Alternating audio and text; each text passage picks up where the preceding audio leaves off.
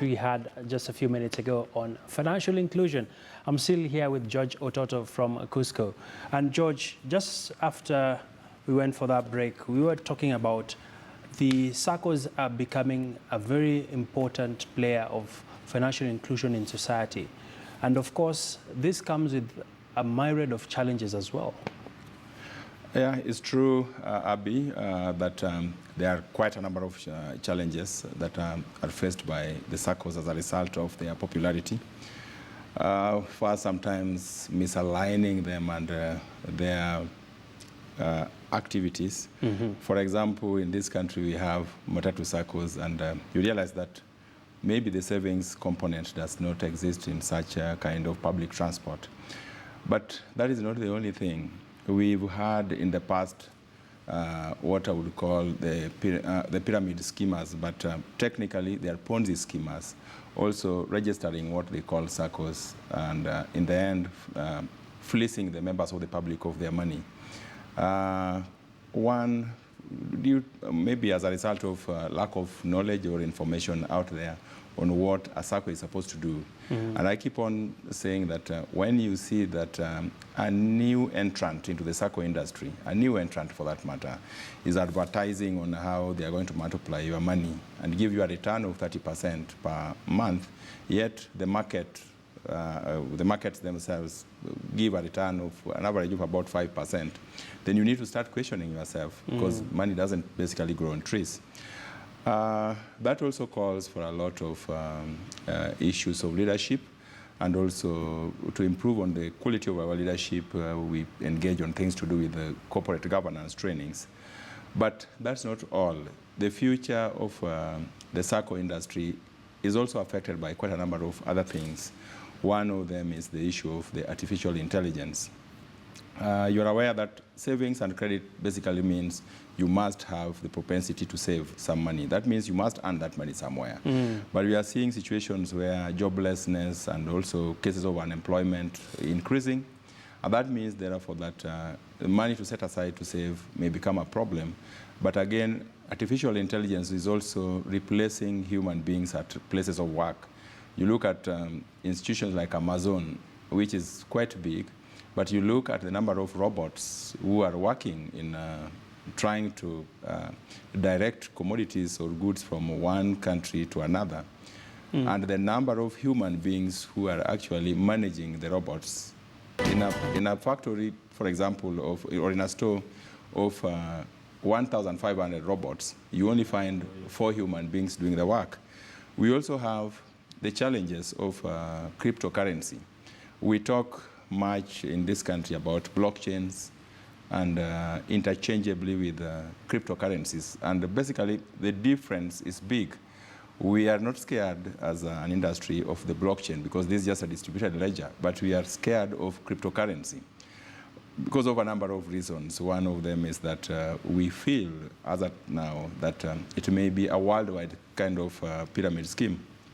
We also have challenges like cyber insecurity, where we've found that quite a number of hackers are also targeting our SACCOs and kind of stealing from these SACCOs by hacking the systems. But there is also the gambling part of it, which majority of our young people and not very young people, instead of saving the monies that they have, they always believe that they can make quick bucks, which in the end actually they don't make. But that has also been a threat in terms of savings.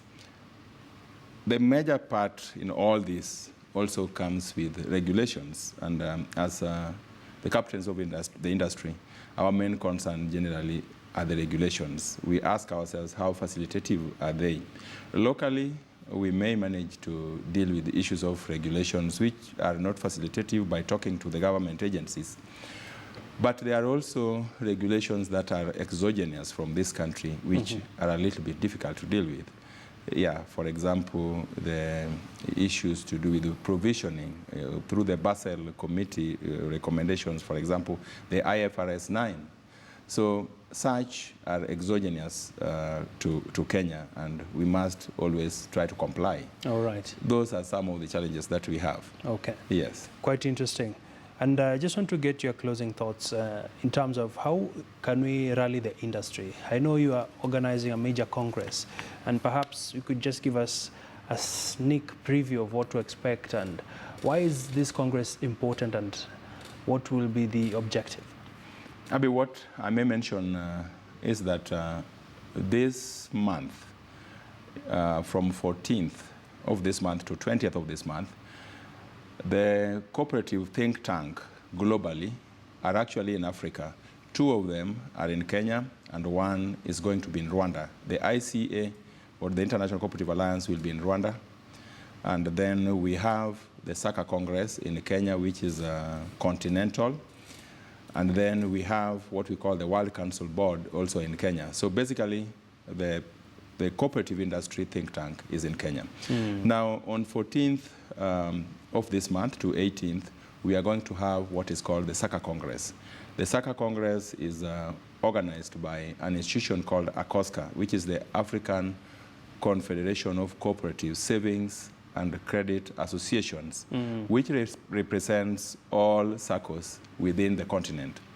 I sit in that board, and we are going to have 35 countries joining us for the SACA Congress. Other than the African countries, we also have different nationalities from Europe, the Caribbean, America, all over the world, 35 nationalities. And our theme is embracing servant leadership and inclusivity through financial cooperatives. The financial cooperatives are basically the SACCOs. When we talk of the challenges that are affecting the SACCO industry, then we are going to try to address these issues through well-sourced facilitators who have agreed to come, over 35 of such kind of facilitators who are going to train the cooperatives on this. And not only that, we are also encouraging interaction. We talk of cooperation among cooperatives and also cooperation among cooperators themselves. So we are encouraging participants who already have confirmed that around 600 of them who will be participating there, foreigners and locals alike.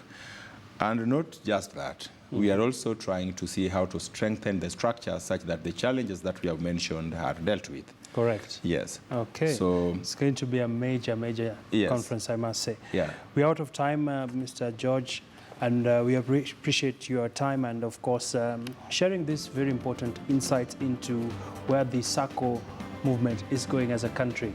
Well, we now want to wrap up the show. Let me quickly just take you through our Twitter poll question. Today we are asking you, what can Kenya Revenue Authority do to ensure more Kenyans pay taxes? I can see quite a host of feedback coming in.